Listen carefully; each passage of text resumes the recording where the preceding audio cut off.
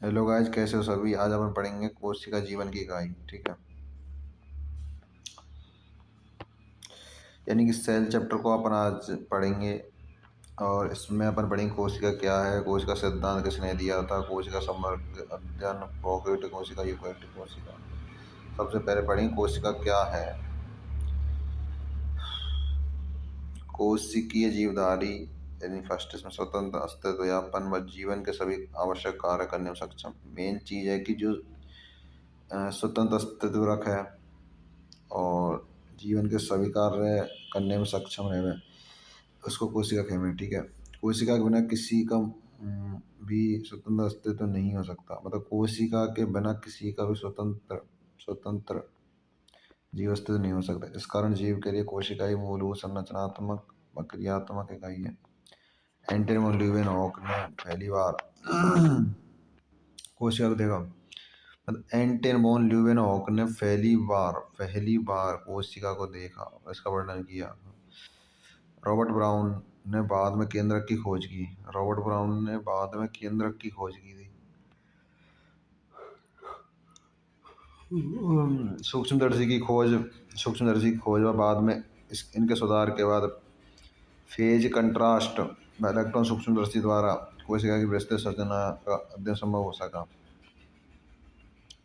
अब है कोशिका सिद्धांत दियो स्लाइडेन और स्वान ने। ठीक है, जो जर्मनी के वनस्पति यानी वनस्पति का वैज्ञानिक मैथियस स्लाइडेन और एक ब्रिटिश प्राणी वैज्ञानिक यानी कि थियोडोर स्वान, और 1838 में यानी कि जर्मनी के वनस्पति वैज्ञानिक मैथियस स्लाइडेन ने बहुत सारे पौधों का अध्ययन करा।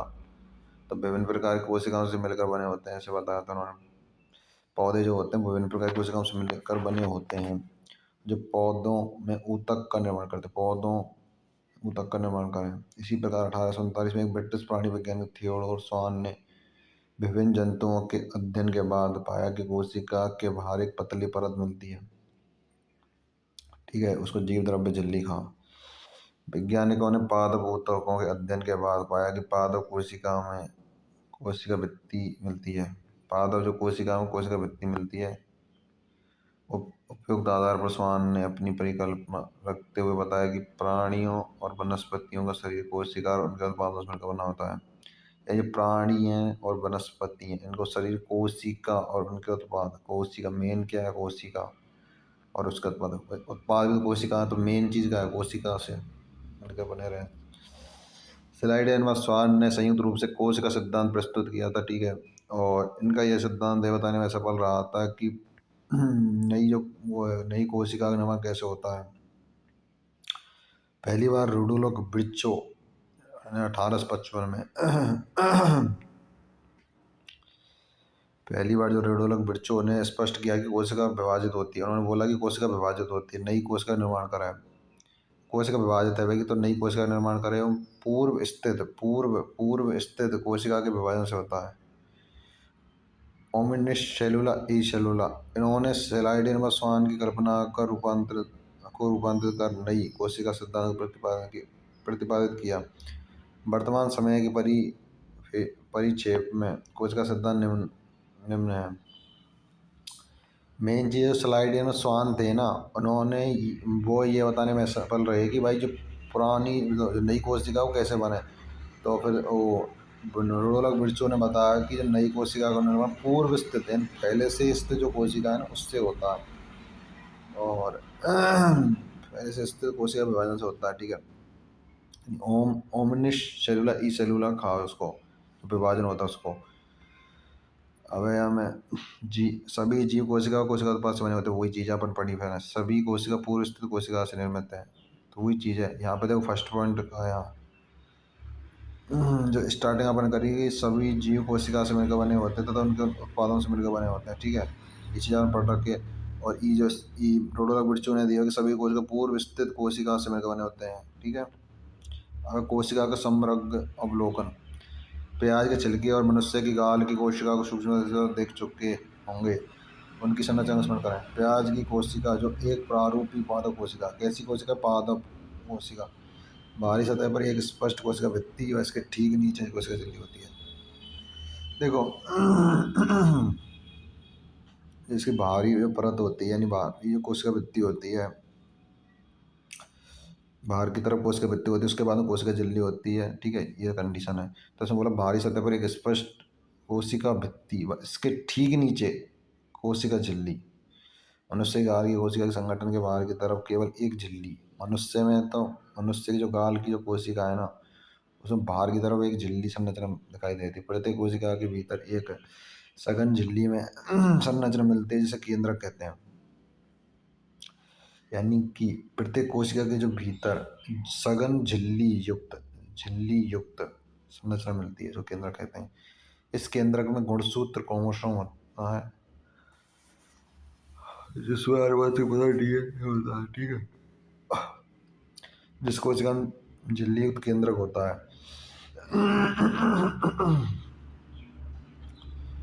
और उसे यूकैरियोटिक, जिसमें झिल्ली युक्त केंद्रक नहीं होता उसको प्रोकैरियोटिक। मेन चीज है केंद्रक और कैसा झिल्ली युक्त। यानी झिल्ली युक्त केंद्रक प्रेजेंट है तो भाई यूकैरियोटिक, और एब्सेंट है यानी केंद्रक एब्सेंट, झिल्ली युक्त केंद्रक एब्सेंट है तो भाई उसको प्रोकैरियोटिक बोलेंगे।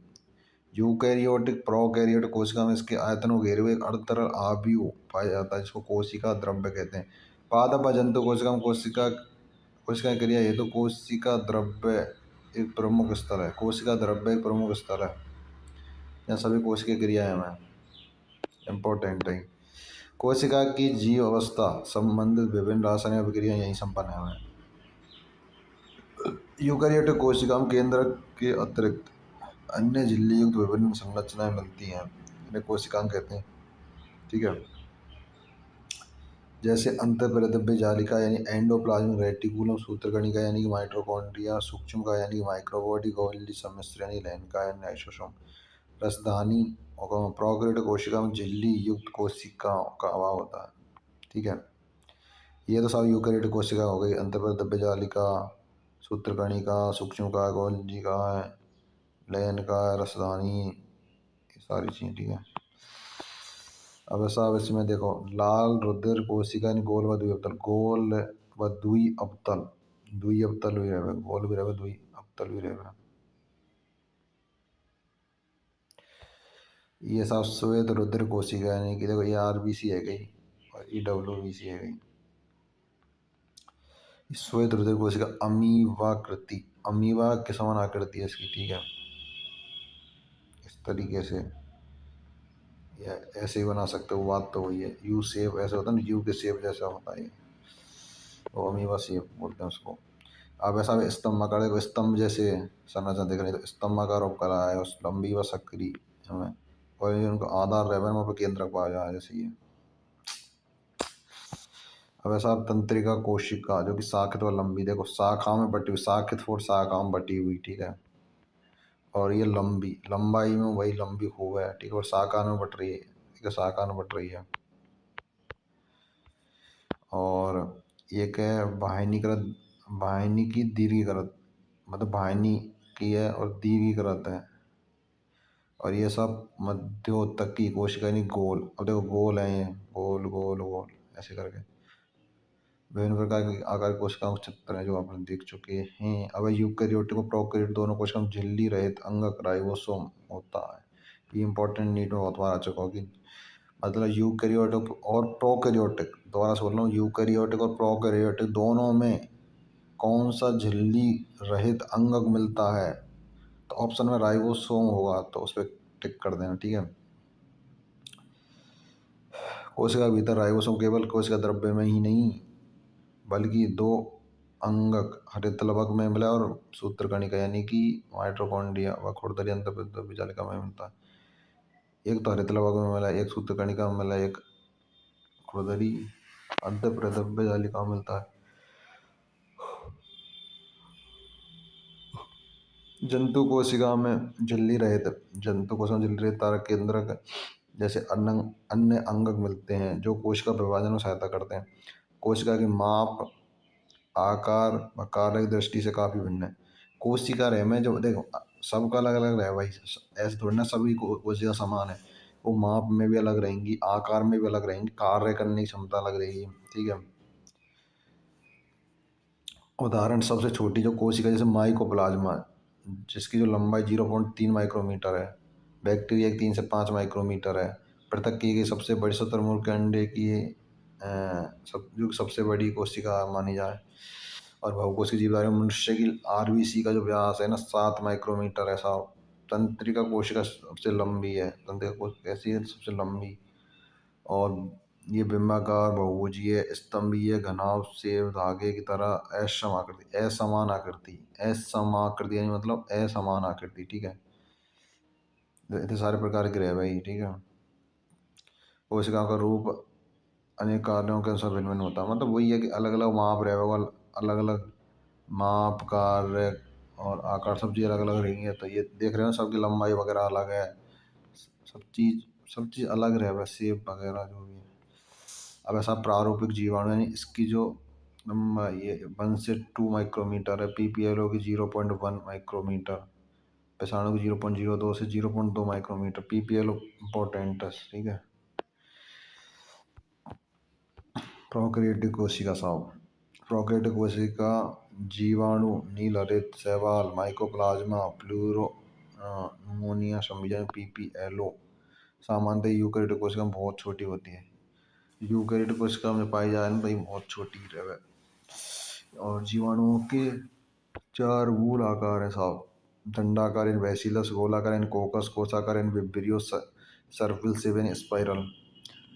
सभी प्रोकैरियोटिक में कोशिका भित्ति होती है। सभी जो प्रोकैरियोटिक रहे ना कोशिका भित्ति रहे, कोशिका झिल्ली से घिरी रहे। केवल माइकोप्लाज्मा को छोड़कर कोशिका साइटोप्लाज्म तरल मैट्रिक्स के रूप में भरा होता है। अब देखो कोशिका में साइटोप्लाज्म में एक तरल मैट्रिक्स के रूप में भरा रहता है। माइकोप्लाज्मा को छोड़कर इसमें कोई इस पर विभेदक केंद्रक नहीं मिलता है। ठीक है, आनुवंशिक पदार्थ मुख्य रूप से नगन व केंद्रक झिल्ली द्वारा परिबद्ध नहीं होते। मतलब आनुवंशिक जो पदार्थ है ना नगन व केंद्रक झिल्ली द्वारा परिबद्ध नहीं होते। जीनोमिक डीएनए का अतिरिक्त एकल गुणसूत्र गोलाकार डीएनए जीवाणु सूक्ष्म डीएनए और वृत्त जीनोमिक डीएनए के बाहर पाए जाते हैं, प्लाज्मा कहते हैं। यानी सूक्ष्म रहे डीएनए उनके बाहर वृत्त जीनोमिक डीएनए जो वृत्त जीनोमिक डीएनए के बाहर पाए जाए। सूक्ष्म जो डीएनए रहे मैंने व्रत के समझ नहीं जो गोल आकार आकृति व्रत है, व्रत शेप, तो इसके मतलब बाहर पाए जाएंगे। ठीक है, ये चीज़ है। बाकी देखो इतना इम्पोर्टेंट है नहीं, सब चीज़ इम्पोर्टेंट ना रहे भाई। अगर सब चीज़ इम्पोर्टेंट हो तो हज़ारों क्वेश्चन बन जाए, पर 1000 क्वेश्चन ना। हर चैप्टर तो एक दो दो तीन क्वेश्चन बने जो कि इम्पोर्टेंट जो मैंने लाइन कर रखी ना वहीं से, और लाइन इम्पोर्टेंट कर रखी जो हाईलाइट कर रखी वहाँ से क्वेश्चन आ चुके हैं और आने की संभावना है। ठीक है, अगर कोशिका आवरण उसके रूप मान कोशिका आवरण दृढ़ता पूर्वक बंद कर 3 स्तरीय संरचना बनाया को पहले परत बाहर की तरफ ग्लाइकोकैलिक्स, फिर उसके बाद कोशिका भित्ति, फिर उसके बाद कोशिका झिल्ली या फिर जीव द्रव्य झिल्ली बोलते हैं। जैसे 3 परतें 1 2 3। तो बाहर की यही फर्स्ट वाली जो ग्लाइकोकैलिक्स है, दूसरी कोशिका भित्ति उसके अंदर की तरफ, और उसका भित्ति के भी अंदर कोशिका झिल्ली या जीव द्रव्य झिल्ली रहे। जीवाणु को उनकी कोशिका आवरण में विभिन्नता व ग्राम नाम को एक वैज्ञानिक ग्राम द्वारा विकसित अभिरंजन विधि के प्रति विभिन्न व्यवहार के कारण 2 श्रेणियों में वर्गीकृत किया गया है। ग्राम नाम वैज्ञानिक है, उन्होंने मतलब अभिरंजन विधि के अकॉर्डिंग दो श्रेणियों में विभाजित किया, ग्राम धनात्मक ग्राम पॉजिटिव और ग्राम ऋणात्मक यानी ग्राम नेगेटिव।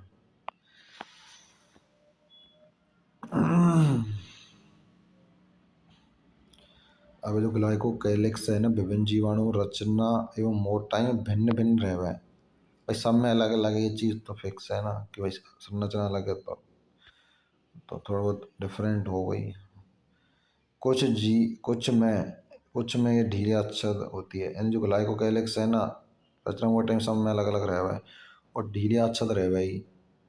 और कुछ में ढीली अच्छद रहे हुए तो उसको अपबंक परत कहते हैं। देखो ढीली ढाली रहेगी तो उसको अपबंक परत, और जो कि ठोस रहेगी ना दो चीज़ ध्यान रखनी है। ढीली रहेगी तो अपबंक परत, ठोस रहेगी तो संपुटिका यानी मोटी व कठोर। कठोर यानी ठोस हो, मोटी या कठोर या ठोस आवरण के रूप में होते हैं तो संपुटिका।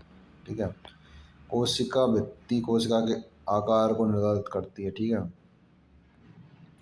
एक विशेष झिल्ली में संरचना जो जीव द्रव्य झिल्ली के कोशिका में फैलाव से बनती है उसको मीसोजोम मीसोजोम कहलाता है ये सब, जो कि एक विशेष झिल्ली में झिल्ली युक्त संरचना फैली आती है। सेकंड बात है जीव द्रव्य झिल्ली के कोशिका में फैलाव से बनता है, ठीक है। यह फैलाव पुट्टिका, नलिका, पटलिका के रूप में, इन तीन प्रकार से रहता है ये फैलाव, पुट्टिका के रूप में, नलिका के रूप में, पटलिका के रूप में, ठीक है। एक कोशिका भित्ति निर्माण डीएनए प्रतिकृतिकरण इसके संतति कोशिका के वितरण को सहायता देता है। ये यह श्वसन स्रावी प्रक्रिया जीव द्रव्य झिल्ली के पृष्ठ क्षेत्र एंजाइम मात्रा को बढ़ाने में भी सहायता करता है। प्रोकैरियोटिक जैसे नील हरित जीवाणु, प्रोकैरियोटिक जैसे नील हरित जीवाणुओं के कोशिका द्रव्य में झिल्ली में विस्तार होता है, इसको बर्न की लवक कहते हैं। जीवाणु कोशिका चलायमान तथा अचलायमान होती है। यदि वह चलायमान है तो कोशिका भित्ति जैसे पतली संरचना मिलती है जिसको कशाविका कहते हैं। जीवाणु कशाविका की संख्या व विन्यास क्रम भिन्न भिन्न है और जीवाणु कशाविका 3 भागों में बटे हुए तंतु अंकुशाधारिका है। तंतु अंकुशाधारिका है।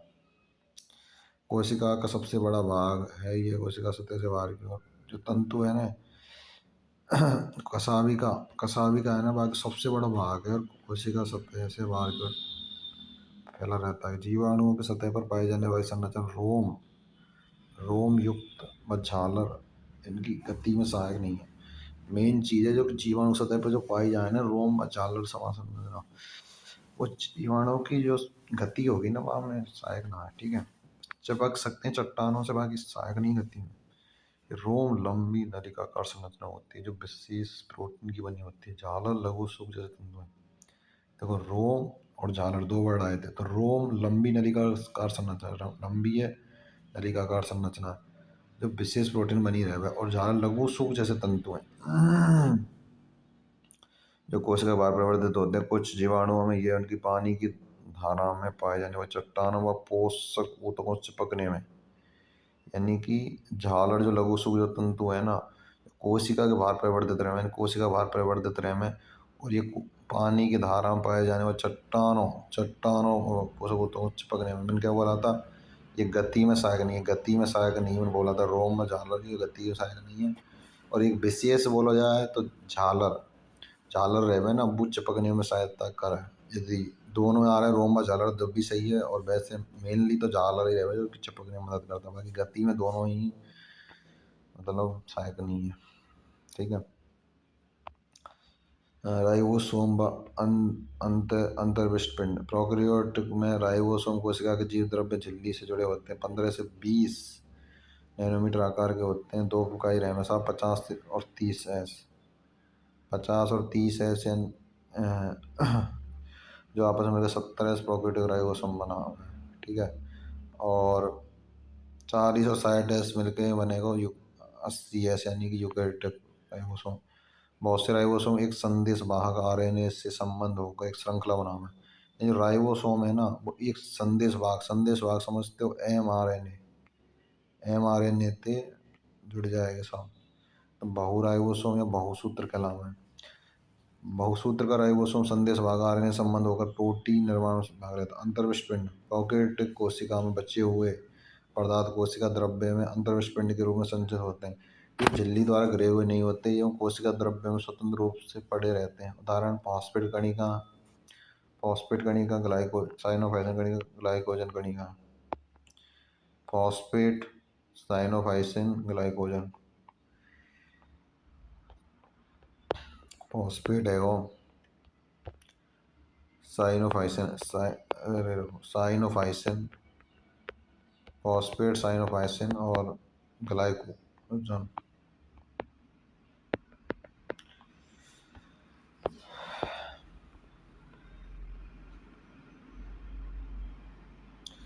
अब देखो इसमें लयन का है, ठीक है, लयन का है। और ये जो संरचना है ये खुरदरी अंतर्गत विजालिका है, और ये पूरा दे रखा है, ये केंद्र वाला पार्ट है, ठीक है। और ये अंदर है, केंद्रक के अंदर केंद्रक है, ठीक है।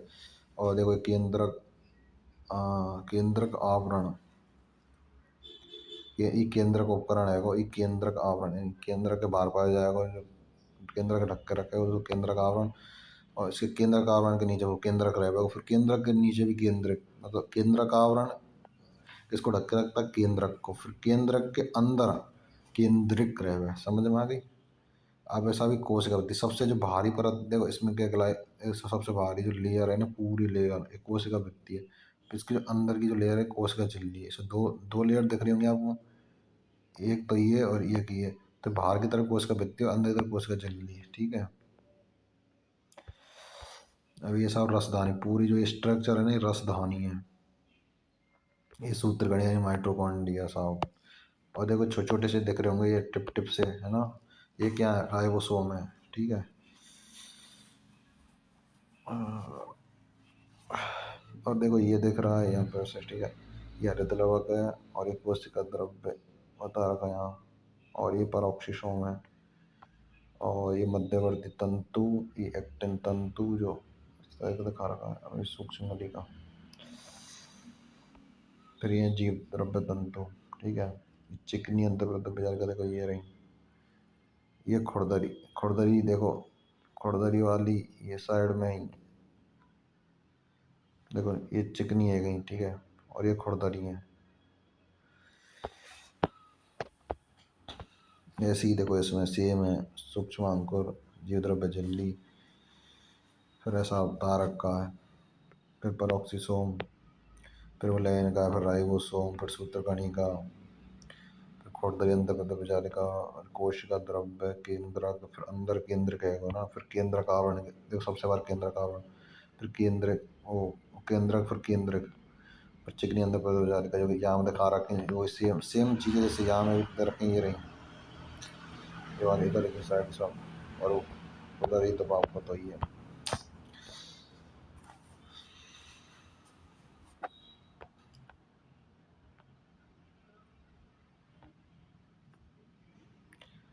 अब यूकैरियोटिक कोशिकाएं, ससीम केंद्र की कोशिका, यूकैरियोटिक कोशिका में झिल्ली में केंद्रक आवरण युक्त व्यवस्थित केंद्रक मिलता है, इसमें अनुवांशिक पदार्थ गुणसूत्र के रूप में व्यवस्थित रहते हैं, ठीक है। पादप कोशिका में कोशिका भित्ति लवक व एक बड़ी केंद्रक राजधानी मिलती है, जो प्राणी कोशिका में अनुपस्थित, प्राणी कोशिका में तो एब्सेंट रह गई है। बाकी जो ये दूसरी तरफ जो प्राणी कोशिका में तारक का मिलता है, देखो मेन चीज़ है जो अपना प्राणी यानी कि जो जीव है जैसे मानव, तो ठीक है, तो उन भाई तारक का या तारक केंद्र मिलेगा, ठीक है। और एक मतलब स्पेसिफिक गुण है वो प्राणियों को या फिर मानव, ठीक है। और साभी अपने पौधे रहे हैं ना पादप, उनमें हरित लवक वगैरह मिलने वहाँ में तारक का है या तारक केंद्र नाम है, ठीक है ना। हमारे साथ कोशिका भित्ति मिलती है, अपन कोशिका भित्ति नाम है, लवक मिले पादपों में, बड़ी राजधानी मिला है, ये चीज़ ध्यान रखनी है ना। अब एक कोशिका झिल्ली, कोशिका झिल्ली मुख्यतः लिपिड व प्रोटीन की बनी होती है, कोशिका झिल्ली लिपिड और प्रोटीन बनी होती है, इसमें लिपिड कौन सा है, फॉस्फोलिपिड होता है, लिपिड है फॉस्फोलिपिड, फॉस्फोलिपिड।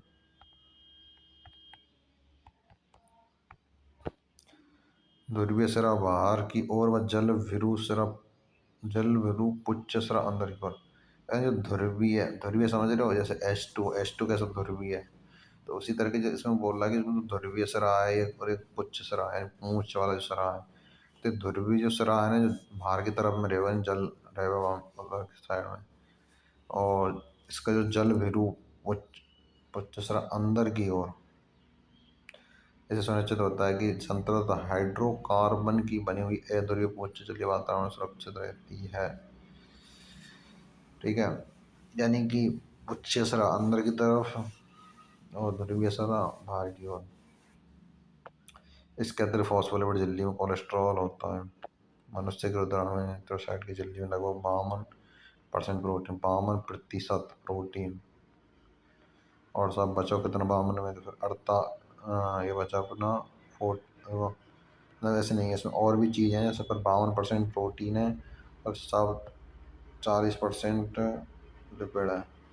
ऐसे ना रखना कि 48 बच रहा हो, ऐसे नहीं, तो ये कंडीशन दे रखी है, ठीक है, इतने तो परसेंट की उपस्थिति रहे है मनुष्य की जो रोजाणु है तो ये झिल्ली में लगभग 2 अंगभूत व परिधीय प्रोटीन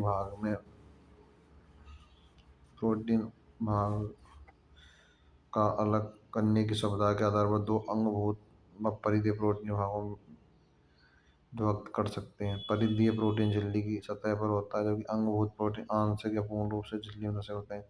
कोश का झिल्ली का उन्नत नमूना 1972 में श्रिंगर व निकोलसन ने प्रतिपादित किया, जो कि किर्मिक नमूना है। कैसा नमूना? किर्मिक। किर्मिक इम्पोर्टेंट है, नीट में आ भी चुका क्वेश्चन। लिपिड की अर्धतरल प्रकृति के कारण फॉस्फोलिपिड की 2 स्तर के भीतर प्रोटीन पार्श्व गति करता है। झिल्ली के भीतर गति करने की क्षमता उसकी तरलता पर निर्भर है, ठीक है। मेन चीज फॉस्फोलिपिड की इम्पोर्टेंट है। इस फॉस्फोलिपिड के कारण जो 2 स्तर के भीतर प्रोटीन पार्श्व रूप से गति कर सके। झिल्ली के भीतर गति करने की क्षमता उसकी तरलता पर निर्भर करती है। अब यही साफ शर्करा, फिर परिधीय प्रोटीन, ये कोलेस्ट्रॉल, ये दिख रहा हुआ है कोलेस्ट्रॉल है, और ऊपर जो ये दिख रहे हैं ये शर्करा है ना, और ये परिधीय परिधीय प्रोटीन पूरा, ये शर्करा, ये पर्दीय प्रोटीन, इस पर्दीय प्रोटीन, ये शर्करा, ये शर्करा, ये शर्करा, ये शर्करा शर्करा शर्करा शर्करा, ठीक है। और कोलेस्ट्रॉल नीचे ये लग रहा है कोलेस्ट्रॉल कोलेस्ट्रॉल कोलेस्ट्रॉल ना, और ये सब इंटरग्रेनल प्रोटीन। और इसमें देखो फॉस्फोलिपिड द्वि स्तर है। देखो इसमें 2 तरीके से डिवाइडेशन, एक तो इसमें ऑरेंज कलर दिख रहा होगा और एक अपना आसमानी रंग का, ठीक है। तो दोनों अलग अलग है ना, तो द्वि स्तर, एक स्तर तो ये ऑरेंज वाला और एक स्तर ये द्वि स्तर, ऐसे देखो अलग अलग डिफरेंट डिफरेंट है ना। तो इस हिसाब से जीव द्रव्य झिल्ली का तरल कृमिक नमूना जो आपने देख चुके हैं यहाँ पर। झिल्ली की तरल प्रकृति इसके कार्रवाई कोशिका वृद्धि में मदद करती है। तरल प्रकृति है ना इसकी झिल्ली की, इसका मतलब कार्य क्या क्या है? एक तो कोशिका वृद्धि में सहायक है भाई, अंतर कोशिकीय संयोजन का निर्माण करे भाई, श्रेवण में मदद करे, अंत कोशिका विभाजन में भी मतलब हेल्प करती है। यानी कोशिका वृद्धि, अंत कोशिकीय संयोजन, श्रेवण, अंत कोशिकीय कोशिका विभाजन।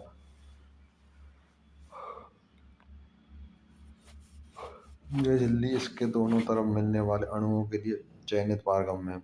कुछ अणु बिना ऊर्जा की आवश्यकता के इस झिल्ली से ऊपर जाते हैं, उसको निष्क्रिय परिवहन कहते हैं।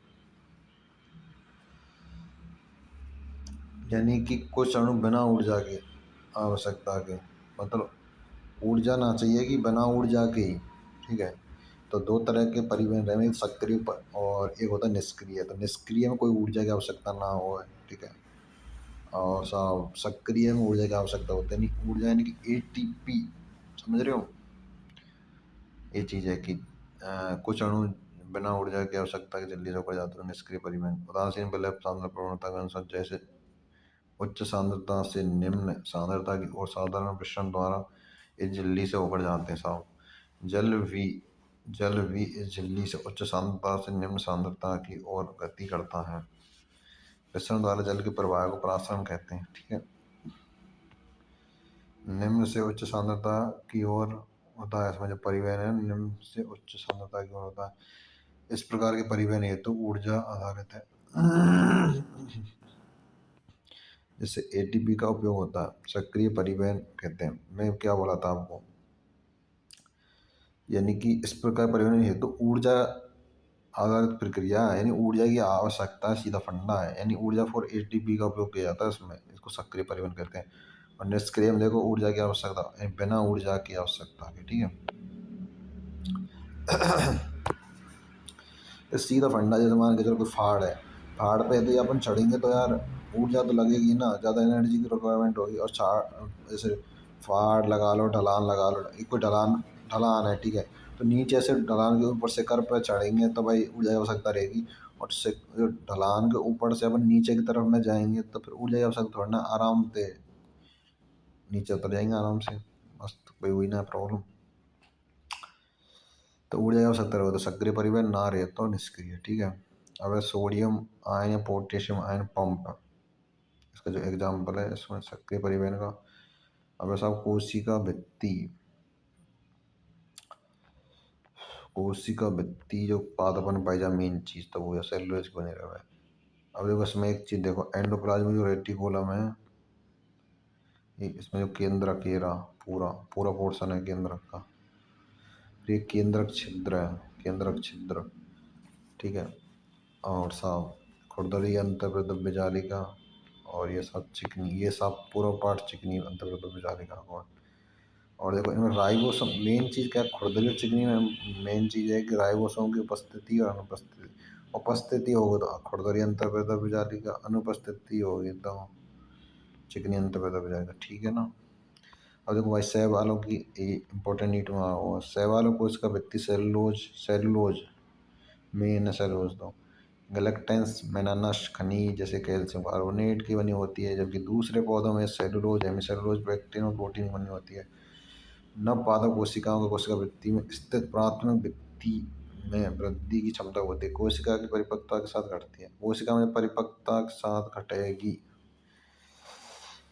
इसके साथ कोशिका के भीतर की तरफ द्वितीय भित्ति का निर्माण होने लगता है। तो वही तो बोल रहा हूँ, पहले बाहर की तरफ प्राथमिक भित्ति रहे यानी कोशिका भित्ति, उसके बाद कोशिका द्रव्य झिल्ली। तो वही खैर नवपादक कोशिका में कोशिका भित्ति में स्थित प्राथमिक भित्ति की वृद्धि क्षमता होती है, जो कोशिका परिपक्वता के साथ घटती है। जो प्राथमिक भित्ति में वृद्धि रहेगी ना तो वो कोशिका परिपक्वता के साथ घटा है। एक साथ कोशिका के भीतर की तरफ द्वितीय भित्ति का निर्माण, द्वितीय भित्ति मतलब कोशिका झिल्ली, समझ में आ गया। मध्य पटली का मुख्यतः calcium pectate, calcium calcium pectate भी आ सकता है और मैग्नीशियम पैक्टेट। देखो इसमें तो कैल्शियम पैक्टेट दे रखा, प्लस में मैग्नीशियम पैक्टेट भी आ जाए ना तब भी सही है, परंतु कैल्शियम पैक्टेट तो आएगा ही आएगा, कन्फर्म है। पर फिर भी ना आया तो मैग्नीशियम पैक्टेट पे क्लिक करना आपको। दोनों आया तब भी दोनों सही है, कैल्शियम पैक्टेट आया तब भी सही है, ठीक है ना। आसपास की विभिन्न कोशिकाओं को चिपकाए या पकड़े रखती है। कोशिका भित्ति व मध्य पटलिका में जीव द्रव्य तंतु रहेंगे। कोशिका भित्ति, जैसे कोशिका भित्ति है तो एक मतलब जीव द्रव्य तंतु रहेंगे, जीव द्रव्य तंतु, जीव द्रव्य तंतु। इनको बोला जाएगा प्लाज्मोडेस्माटा, जो कि आड़े तिरछे रहेंगे, आड़े तिरछे, आड़े तिरछे इस तरीके से, ठीक है। टेढ़े मेढ़े व्यवस्थित रहेंगे सब। अब अगली अंतर्प्रद्रव्य जालिका एंडोप्लाज्म रेटिकुलम, ठीक है। झिल्लीदार अंग कार्य व संरचना के आधार पर एक दूसरे से काफी अलग है। मतलब देखो सब क्या, मैं क्या बोल रहा हूँ शुरू से, सब उसी अलग अलग प्रकार की रहे। मैं तो वही तो कर रहा हूँ, झिल्लीदार अंग, कोई भी अंग है तो सबको सब अंग, अंग या अंगक जो भी है तो भाई वो सब अलग अलग रहे हुए हैं। जैसे अपना लीवर, ऐसे अंग लेके चले सब शरीर में, लीवर अलग रहे हुए है, ठीक है। और साहब अपनी आंत्र अलग रहेगी, अपना साहब और भी जैसे आमाशय लग रहे हो तो उसी तरह के देखो जब अंगक है तो अंगक की संरचना कार्य भी तो अलग अलग रहेंगे ना, एक दूसरे से काफी भिन्न है, ठीक है। इसमें बहुत से ऐसे होते हैं जिनके कार्य एक दूसरे से जुड़े रहते हैं परंतु लिंक रहेंगे, कार्य ऐसे रहेंगे साहब लिंक है। मतलब यहाँ के अपना वो काम ना ऐसा के अगर ना, और ऐसे सिस्टम है तो एक का ना दूसरे को काम ना ऐसा, दूसरे को ना तीसरे को, तो वो थोड़ा थोड़ा लिंकेज पाई जाए उनमें, ऐसे ना कि सब कुछ डिपेंडेड है। इन्हें अंत झिल्ली का तंत्र के अंतर्गत माना जाता है। जैसे एंडोप्लाज्म रेटिकुलम, गोल्गी का, लैन का, रसदानी, जो कि नीट में आ चुका हुआ क्वेश्चन है। कौन से अंतर झिल्ली का तंत्र में आते हैं, अंतर झिल्ली, अंतर्द्रव्य झिल्ली, अंतर्द्रव्य जाली का, गोल्गी का या गोल्गी अपॉर्टस, या फिर लैन का, या फिर रसदानी। अंतर्द्रव्य जाली का एंडोप्लाज्म रेटिकुलम। सूक्ष्मदर्शी से अध्ययन के पश्चात ये पता चलता है कि यूकेट कोशिका के कोशिका द्रव्य में चपटे आपस में जुड़े हुए थैली युक्त छोटी नलिका अवस्था संरचना जिसे अंतर्द्रव्य जालिका कहते हैं। देखो ये रही गोल्जी बॉडी, ठीक है।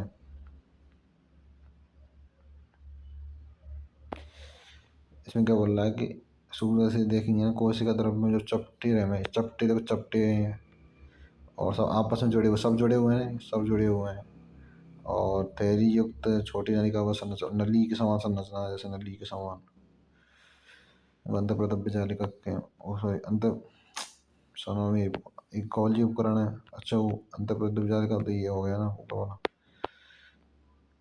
ये अपना गोल्जी उपकरण को, ठीक है, वो नीचे आया हो भाई। भारी सतह पर चिपके रहे राइबोसोम भारी सतह पर चिपके रहेंगे। वो देखो मेन क्या बताया था, भारी सतह पर यदि राइबोसोम चिपके रहेंगे तो उनको खुरदरी अंतर्प्रेरक जारी रखेंगे, और जिनमें एब्सेंट रहे हैं उनको चिकनी अंतर्प्रेरक जारी का। यानी कि भारी सतह पर चिपके रहेंगे तो अंतर्प्रेरक जारी का या ये राइबोसोम मिलते हैं, ये खुरदरी अंतर्प्रेरक जारी का कहलाती है। राइबोसोम की अनुपस्थिति पर अंतःप्रेरक जारी का चिकनी चिकनी लगती है, इसको चिकनी अंतर्प्रेरक जारी का कहते हैं। समझ में आ गई ना।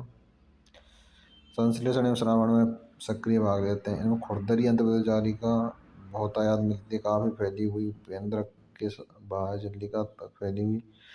चिकनी अंतर्प्रेरक जाली का प्राणियों में लिपिड संश्लेषण का मुख्य स्तर है। लिपिड की भांति स्टेरॉयड हार्मोन चिकनी अंतर्प्रेरक जाली का होते हैं। अब साहब गोल्जी उपकरण, गोल्जी अपैरेटस। कैमिलो गोल्जी ने पहली बार केंद्रक के पास घनी रंजित जाली का पथ संरचना देखी 1897 में, ठीक है। उसको गोल्जी का कहा, जो कि चपटी रहे हुए चपटी डिस्क नुमा संरचना रहे हुए कुंड थैली नुमा संरचना रहे हुए, जिनका व्यास रहे हुए 0.5 से 1 माइक्रोमीटर, यानी कि 0.5 से 1 माइक्रो इस तरीके से, ठीक है, माइक्रोमीटर, ठीक है। 0.5 से कितना रहेगा, 0.5 से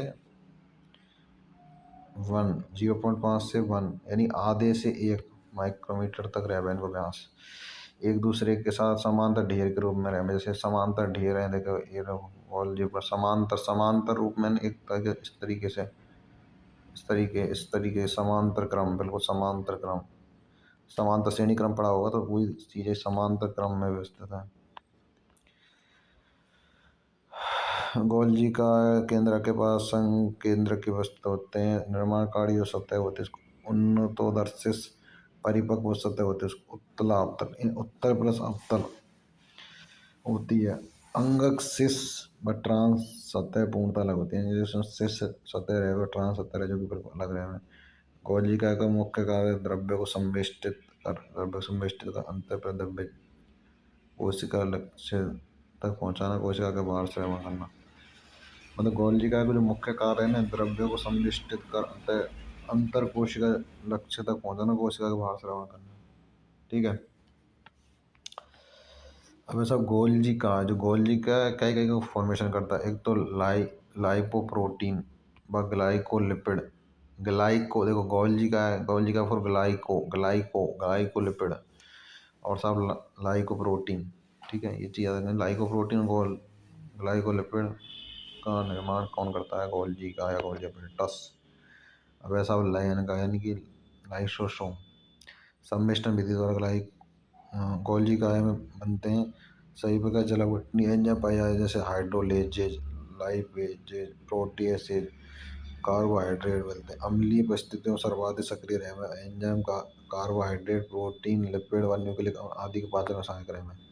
अब ऐसा रसदानी कोशिका द्रव्य में झिल्ली द्वारा गिरी जगह को रसदानी कहते हैं। यानी कोशिका द्रव्य में पूरा जो स्ट्रक्चर है बना है या घेरे कर एक रसदानी जैसे ईसाब कोशिका द्रव्य है वो, ठीक है। कोशिका द्रव्य में ये अपनो है को साहब, देखो यहाँ समझा रहा हूँ। ये अपनों का है कोशिका द्रव्य थैलीनुमा जो संरचना जैसे ये है अपनी रसदानी, ठीक है।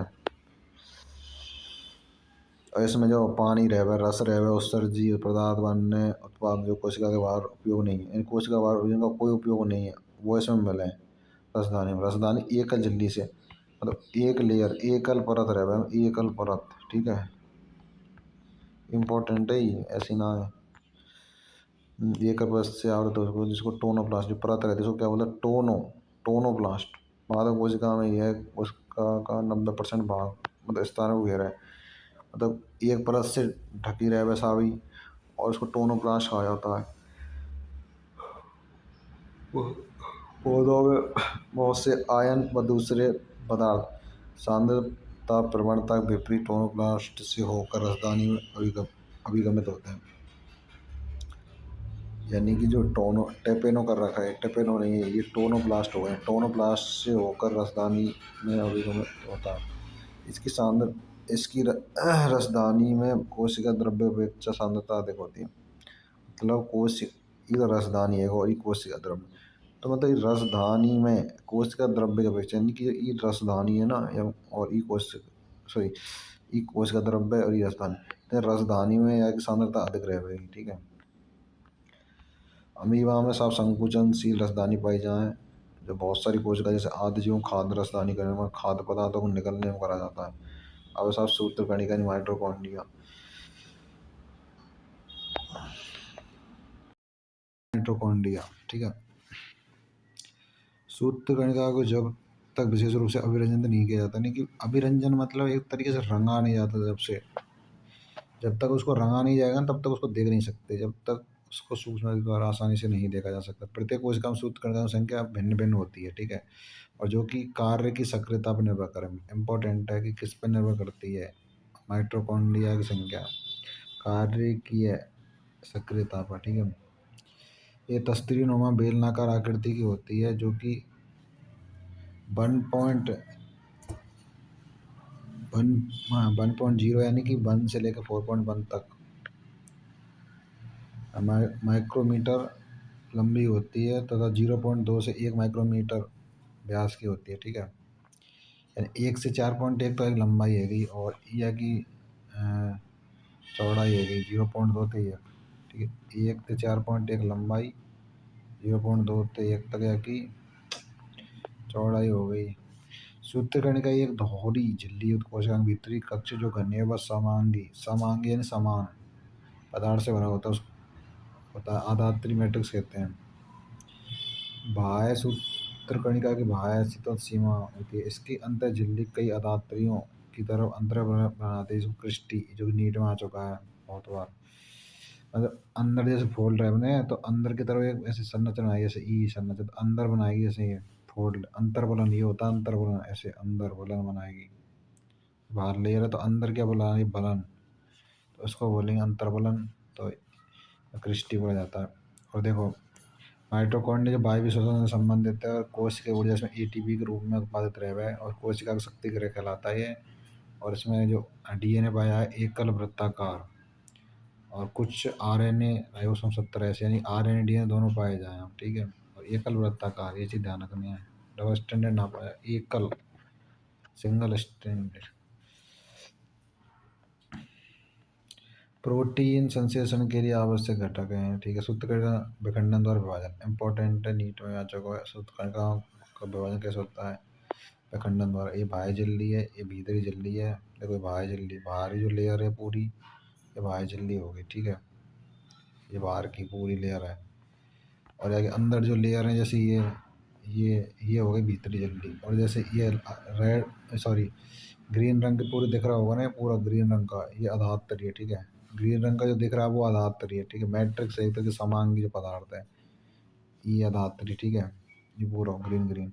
और अंतर झिल्ली अवकाशिका जो कि ये है, और इस क्रिस्टी यानी जो बलन बन रहे हैं ना, मैंने आप लोगों को बताया था अंदर बलन बन जाता है, जैसे ये है तो इसमें बलन बन रहा है, जैसे इस तरीके से, फिर इस तरीके से, फिर इस तरीके से, तो अंदर बलन बनता रहा। मैंने ऐसे बताया था ना, ये बलन, तो बलन है अंदर की तरफ फोल्डिंग हो जाएगी, वो चीज़ है। उसमें फोल्ड हो रहा है ना अंदर की तरफ, यूं यूं करके। इस उत्कर्षण की संरचना है। ठीक है भाई। अगला अपना लवक यानी कि प्लास्टर। लवक सभी पादप कोशिका कुछ प्रोटोजो यानी कि युगलीना में मिलते हैं। ये आकार में बड़े होने के कारण सूक्ष्म दृष्टि से आसानी दिखाई दे पड़ते हैं। मतलब ये पादप कोशिका में पाए जाए कुछ प्रोटोजो है, जैसे युगलीना में, ये आकार में बड़े होने के कारण सूक्ष्म दृष्टि से आसानी दिखाई पड़ते हैं। और ये हरित लवक है, आपको एग्जाम्पल वर्णी लवक व अवर्णी लवक। ठीक है। हरित लवकों में पर्ण हरित वर्णक व कैरोटीनॉइड वर्णक बनाए। ठीक है। प्रकाश संश्लेषण के लिए आवश्यक प्रकाश की ऊर्जा को संचित रखने का कार्य करेगी, तो और कैरोटीनॉइड वर्णक जैसे कैरोटीन और ज़ैंथोफिल व अन्य दूसरे मिलते हैं। इनके कारण पादपों में पीले, नारंगी व लाल रंग दिखाई पड़े हैं। पीले, नारंगी या लाल रंग दिखाई पड़े हैं। अवर्णी लवक विभिन्न आकृति एवं आकार के रंगहीन लवक हैं। खाद्य पदार्थ संचित होता है। मंड लवक में मंड के रूप में कार्बोहाइड्रेट संचित होता है। आलू तेल लवक में तेल व वसा, आलू तेल लवक में तेल व वसा, और प्रोटीन लवक में प्रोटीन का संचय है।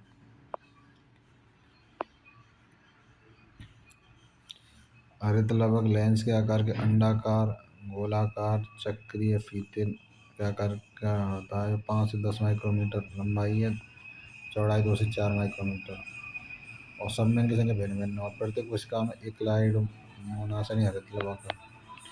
20 से 40 प्रति कोशिका पर्णमध्योतक कोशिका होती है। 20 से 40 रैम है जो प्रति कोशिका पर्णमध्योतक रैम है। मतलब 20 से 40 प्रति कोशिका में 20 से 40 रहेंगी। मतलब एक कोशिका में 20 से 40 और दूसरी में 20 से 40, उससे अगले में मतलब उस हिसाब से सब में 20 से 40 रहेंगी पर्णमध्योतक कोशिका। सूत्र कणिकाओं की तरह हरित लवक द्विझिल्ली युक्त है। जैसे सूत्र कणिका यानी माइटोकॉन्ड्रिया में डबल झिल्ली पाई जाए तो यहाँ में भी डबल झिल्ली पाई जाए हरित लवक में। उपयुक्त दो में से इसकी भीतरी लवक झिल्ली अपेक्षाकृत कम पारगम्य है, बाहर की अधिक पारगम्य है। जैसे अंदर की कम पारगम्य है, बाहर की अधिक पारगम्य है। जैसे कोई मटेरियल आएगा तो बाहर वाली को टच करेगा तो ये ज़्यादा पारगम्यता प्रदर्शित करेगी और अंदर वाली कम। हरित लवक के अंदर झिल्ली से घिरे हुए स्थान को पेटिका स्ट्रोमा कहते हैं। पेटिका में चपटे झिल्ली युक्त जैसी तैलीय संरचना मिलती है जिसको थाइलेकोइड यानी कि चपटी। जैसे इसमें देखो चपटी संरचना जैसे ये मिल रही है ये वाले, मतलब ये चपटी भी संरचना नहीं है कि ये सिक्का नहीं होते का, उस तरीके सिक्के की चट्टों के भांति रहे, सिक्के की चट्टों के भांति रहे। ठीक है, चपटी भी संरचना रहे, चपटी झिल्ली युक्त है। और देखो सिक्के के पूरे सिक्के की चट्टों की भांति ढेर के रूप में मिलते हैं जिनको ग्रेना कहते हैं। पूरा ढेर को ग्रेना कहेंगे, परंतु ये सिक्का है ना ये इनने ये है अपने थाइलेकोइड। ठीक है, और ये पूरा ढेर जैसे 500 सिक्का को पूरा ढेर है ऐसे ये पूरा ग्रेना कहलाएगा। इसको एक वचन ग्रेनम कहेंगे। ठीक है, अंतर ग्रेना थाइलेकोइड कहते हैं। इसके अलावा कई चपटी झिल्ली नुमा नलिका जो ग्रेना के विभिन्न थाइलेकोइडों को जोड़ते हैं पेटिका पट्टिका कहते हैं। थाइलेकोइड की झिल्ली एक रिक्त स्थान घेरे रखती है, इसको अवकाशिका कहते हैं। हरित लवक थाइलेकोइड में उपस्थित होते हैं। हरित लवक में पाए जाने वाले राइबोसोम 70S और 80S, ठीक है, पाए जाए। राइबोसोम की जो खोज है जॉर्ज पेलेट ने इलेक्ट्रॉन सूक्ष्म सघन कणिका में संरचना राइबोसोम को सर्वप्रथम देखा। राइबो न्यूक्लिक अम्ल और प्रोटीन, राइबोसोम का जो निर्माण है ना राइबो न्यूक्लिक अम्ल से है और प्रोटीन तय है। ठीक है, और झिल्ली से घिरे हुए ना इम्पोर्टेंट झिल्ली से घिरे हुए ना रहे भाई। ठीक है, और दो तरह के राइबोसोम पाए जाए 80S और एक होता 70S। 80S बनता 40 और 60 अरे यार 80S बनता 40S प्लस 60S से, 70S 30S प्लस 50S से। ठीक है, अब इनको जोड़ने मतलब कि जाना 60 और 40 100 होते हैं ऐसा नहीं है, याद रखना। 60 और 40 एस से बनेगा 80S, 30 और 50S से बनेगा 70S। ठीक है, एस यहाँ पे स्वेड वर्ग इकाई अपसाधन गुणांक है। यह परोक्ष रूप से आकार को मतलब प्रदर्शित करता है इस एस, और घनत्व को व्यक्त करता है, आकार और घनत्व। ठीक है, अपसाधन गुणांक है। 70 व 80S राइबोसोम 2 इकाइयों से बना होता है। साइटोपंजर साइटोस्केलेटन प्रोटीन युक्त ब्रस्त जलिकावत तंतु है। प्रोटीन युक्त, प्रोटीन तो पाया जाएगा, मेन चीज़ का पाया जाएगा प्रोटीन। और सब्जारी का संरचना जो कि कोशिका द्रव्य मिलता है साइटोपंजर कहलाता है। कोशिका में मिलने वाले साइटोपंजर के विभिन्न कार्य हैं, जैसे यांत्रिकी में सहायता कर गति, जो कि नीट माच होगा गति, कोशिका के आकार को बनाए रखने में सहायता करता है। पश्चिमा व कसाविका यानी सिलिया या फ्लैजेला, पश्चिमा को सिलिया बोलते हैं, कसाविका को फ्लैजेला बोलते हैं। ठीक है, पश्चिमाविका यानी कि एक वचन पश्चिमा, कशाविका यानी एक वचन कशाविका, रोम से अधरस कोशिका झिल्ली पर मिलने वाली अपवृद्धि है। पश्चिमाव एक छोटी संरचना, पश्चिमाव कैसी संरचना, छोटी संरचना, पश्चिमाव कैसी संरचना, छोटी संरचना है जो कि चप्पू की तरह है कार्य करती है, जो कोशिका को उसके चारों तरफ मिलने वाले द्रव्य की गति में सहायता करती है। कशाविका अपेक्षा कर लंबी व कोशिका गति में सहायता कर, कशाविका जो रहे अपेक्षा कर लंबी रहे लंबी कोशिका गति में सहायता करती है। प्रोकैरियोटिक जीवाणु में पाए जाने में कशाविका संरचना दूसरी यूकेरियोटिक कशाविका से भिन्न रहे, यानी दोनों जो कशाविका है भिन्न भिन्न रहे, प्रोकैरियोटिक जीवाणु और यूकेरियोटिक। इलेक्ट्रॉनिक सूक्ष्मदर्शी अध्ययन से पता चलता है कि पश्चिमा व कशाविका जीव द्रव्य झिल्ली से ढके रहते हैं, इनके कोरों को अक्सूत कहते हैं। पश्चिमा और कशाविका की जो जीव द्रव्य झिल्ली है ना, पश्चिमा और कशाविका यानी सिलिया फ्लैजेला की जीव द्रव्य झिल्ली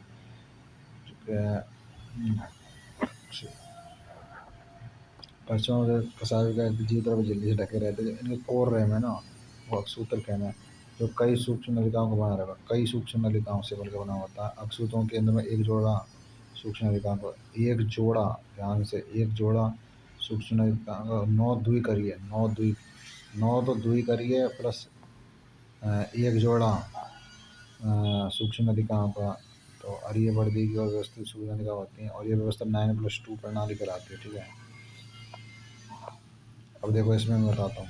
जैसे ये 1 2 3 4 5 6 7 8 और 9, ठीक है, एक जोड़ा, ये एक और एक जोड़ा दोनों से मिलकर बनता है, एक से मिलकर दोनों से प्लस, यानी 2+9, 9+2, यानी 9+2 की व्यवस्था आई। याद रखना पश्चिमा और कसाविका में कौन सी व्यवस्था पाई जाए, 9+2 की। ठीक है, ये चीज़ इंपॉर्टेंट है, याद रखना। ठीक है, और इसमें और चीज़ें बताता हूँ मैं, जैसे जीव द्रव्य झिल्ली है, जैसे बाहर की जो लेयर है वो जीव द्रव्य झिल्ली है। ऐसे जो पर्दीय सूक्ष्म नलिका है, ये दे रखी पर्दीय सूक्ष्म नलिका, पर्दीय सूक्ष्म नलिका, पर्दीय सूक्ष्म। अब जैसे हैं साहब, इसमें देखो ध्यान से, अब ये से इन पर्दीय सूक्ष्म नलिकाओं की जो जोड़ रखा है अंतर द्विक सेतु है, जैसे इनको जोड़ रखा है बीच में, ये इन सबको जो जोड़ रहा है ना बीच में, ये मतलब हरे रंग का जो दिख रहा होगा ना, पर अंतर्द्वीप सेतु है। अब केंद्रीय सूक्ष्म नलिका, केंद्र में जो पाए जाएंगे केंद्रीय सूक्ष्म नलिका, दोनों केंद्र पाए जाएंगे, दोनों केंद्रीय सूक्ष्म नलिका है। अब सब अरीय डंडा, जो सब ये डंडा से निकल रहा है ना बाहर को, है ना, ये वाले बाहर को जो डंडा से निकल तो रहे हैं, ये सब अरीय डंडा है ये। पश्चिमा कसाई का अनुभाग जो विभिन्न भागों इलेक्ट्रॉन सूक्ष्म लेखी आंतरिक संरचना का चित्रात्मक प्रदर्शन है। ठीक है, अब साहब पर्दीय द्विक सेतु ये आपस में जुड़े होते हैं। पर्दीय द्विक सेतु कैसे जुड़े रहे हैं आपस में, दोनों पश्चिमा कसाई का तारक केंद्र से संरचना बांधने के रहते हैं। पश्चिमा कसाई का जो तारक केंद्र है से संरचना बांधने के लिए होता है। आधारिका बनाव इंपॉर्टेंट, जो कि नीट में भी आ चुका है। पश्चिमा और कसाबिका का जो आधार कौन बनाव है, तारक केंद्र। अब साहब अगला तारक का या तारक केंद्र सेंट्रोसोम में सेंट्रोर बोला जाता है। तारक का है व्यंगा के जो दो बेलनाकार संरचना में बना होता है, तारक केंद्र कहते हैं। एक स्थलीय परिकेंद्रित द्रव्य भरा होता है, नीट में आ चुका है। एक दूसरे के लंबवत रहे में इंपॉर्टेंट है, वहाँ पे आप कंफ्यूज मत हो जाना समांतर लंबवत में, नीट में आया ना लंबवत, याद रखना। समांतर भी ऑप्शन गलत हो, समांतर गलत है, लंबवत याद रखना। ठीक है, और बैलगाड़ी तरह की एक संरचना पाई जाए, बैलगाड़ी जो पहिया रहे ना, बाकी तरह के हमें जो संरचना रहे। तारक केंद्र संख्या में 9 समान दूरी पे, मतलब संख्या में 9 रहेंगे, और परिधीय ट्यूबुलिन सूत्रों जुड़े होंगे। परिधीय सूत्रक एक त्रिक, परिधीय सूत्रक एक त्रिक होते हैं, 5 के त्रिक आपस में जुड़े होते हैं। तारक केंद्र अग्र भीतरी भाग प्रोटीन का, यानी कि बाहर का जो भाग और भीतर का जो भाग दोनों प्रोटीन जो बने होंगे। कौन सा प्रोटीन पाया जाएगा, ट्यूबुलिन। पर्दे त्रिक के नलिका से प्रोटीन से बने अरीय दंड से जुड़े होते हैं, यानी त्रिक जो नलिका से प्रोटीन से बने रहेगा ना, तो अरीय दंड से जुड़े रहना। तारक केंद्र पश्चिमा और कशाभिका का आधारिका में, जो अभी बताया था थोड़ी देर पहले, तारक केंद्र पश्चिमा और कशाभिका का आधार का आधार बना हुआ है। तर्कु तंतु जंतु कोशिका विभाजन के उपरांत तर्कु क्रम आते हैं। केंद्र के न्यूक्लियस, कोशिका कोशिका कोशिका अंग केंद्र की खोज, यानी सर्वप्रथम रॉबर्ट ब्राउन ने 1831 में। आपको ये सन फन की तो जरूरत ना, परंतु इसे वैज्ञानिक के नाम याद रखना है, जैसे रॉबर्ट ब्राउन ने करी है कि केंद्र की। और बाद में फ्लेमिंग ने केंद्र को मिलने वाली पदार्थ जो सारे रंग से रंजित होता है उसको क्रोमेटिन कहा। ठीक है, केंद्रक आधात्री में एक या अधिक गोलाकार संरचना पाई जाती है। केंद्रक मैंने बताया तो था आप लोगों को, केंद्रक के अंदर क्या पाया जाता है, केंद्र कोई चीज़ है। और साहब एक केंद्रक आवरण में दो समांतर झिल्लियों से बना रहा है, 10 से 50 नैनोमीटर रिक्त स्थान रहा है, 10 से 50 नैनोमीटर। एक चिट याद रखना ना, ऊपर ना नीचे। एनसीईआरटी की एक एक लाइन है ना, वो छपती है नीट के पेपर में। ठीक है, ये चीज़ ध्यान रखनी है। ऐसा ना यार यार लगभग में याद रख लो, लगभग नहीं, जो छपा हुआ है ना वो ही आएगा नीट में, इसके अलावा कुछ ना हो साहब। ठीक है, जैसे प्रगंध अवकाश करना 10 से 50 नैनोमीटर को रह है। आवरण केंद्रक में मिलने वाले द्रव्य कोशिका द्रव्य के बीच अवरोध का काम करे। ठीक है, अब ये केंद्रक द्रव्य, जो आपको ये द्रव्य दिख रहा है ना, पूरा द्रव्य है। ठीक है, ये द्रव्य दिख रहा है, एक केंद्रक द्रव्य है। ठीक है, और इसमें केंद्र केंद्रक के अंदर क्या पाया जाएगा, केंद्रक द्रव्य। केंद्रक द्रव्य में भी क्या पाया जाएगा, केंद्रक। ठीक है, केंद्रक पाया जाएगा। फिर उसमें ये बाहर की तरफ केंद्र का आवरण है ना, छिद्र है तो केंद्र छिद्र कहलाएगा। अब बाहर की जो लेयर है केंद्र की झिल्ली, बाहर की लेयर केंद्र झिल्ली, इसमें एक छिद्र पाया केंद्र छिद्र कहलाएगा। फिर उसके अंदर जो केंद्र जैसे आवरण रहेगा के अंदर केंद्र केंद्र रहेगा, फिर केंद्र द्रव्य है, ये चीज़ है। समझ में आ गो ना यार, है ना। आगे चलते कुछ परिपक्व कोशिका जो केंद्रक रहित हैं, केंद्रक एब्सेंट है भाई, जैसे इस्तेमाल जीवक रक्ताणु बसंत पौधे में चाल नलिका इम्पोर्टेंट है, नीट में भाई बहुत बार आ चुका है क्वेश्चन।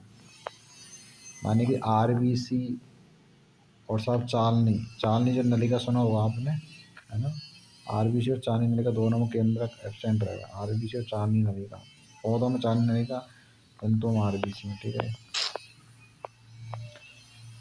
केंद्र का झिल्ली रहित वह संरचना है जिसका द्रव्य केंद्रक से सतत संपर्क में रहता है। ये सक्रिय राइबोसोम आरएनए संश्लेषण, राइबोसोम किसका संश्लेषण करते हैं, आरएनए का। सक्रिय रूप से इम्पोर्टेंट है, नीट में भी आ चुका, ठीक है। सक्रिय रूप से प्रोटीन संश्लेषित करते हैं। क्रोमेटिन में डीएनए तथा कुछ क्षारीय प्रोटीन मिलते हैं, वो हिस्टोन, इन क्षारीय इम्पोर्टेंट क्षारीय, ऑप्शन में अम्लीय भी रहेगा पर आपको क्षारीय पे क्लिक करना है, क्योंकि हिस्टोन रहेगा ना, हिस्टोन, क्योंकि क्रोमेटिन में डीएनए पे कुछ क्षारीय प्रोटीन मिले हैं, वो हिस्टोन कहलाते हैं, ठीक है। गुणसूत्र सिर्फ विभाजक कोशिका में दिखाई दे रहे हैं। प्रत्येक गुणसूत्र में एक प्राथमिक संकीर्ण, एक प्राथमिक संकीर्ण होता है जिसको गुणसूत्र बिंदु सेंट्रोमियर कहते हैं। इस पर एक बिंब के आकार की, बिंब क्या का संरचना मिला जो काइनेटोकोर कहते हैं, जैसे बिंब की जो संरचना मिले जैसे गुणसूत्र पूरा, बिंब की संरचना मिल रही है यहाँ, काइनेटोकोर है, काइनेटोकोर सहित गुणसूत्र, पूरा गुणसूत्र है पूरा, ठीक है। तो ये जो हम जैसे ये गुणसूत्र है, ठीक है, तो बीच में जो जोड़ कर रख रहा हो ना, कहाँ है वो है काइनेटोकोर, ठीक है। अब देखो चार प्रकार के रहे हैं जैसे वो गुणसूत्र वगैरह, गुणसूत्र की स्थिति के आधार पर गुणसूत्रों को चार प्रकार में विभाजित किया। मध्य केंद्र के मध्य में रहेंगे गुणसूत्र, यानी दोनों गुणसूत्र के मध्य में रहेगा तो मध्य केंद्र की, ठीक है।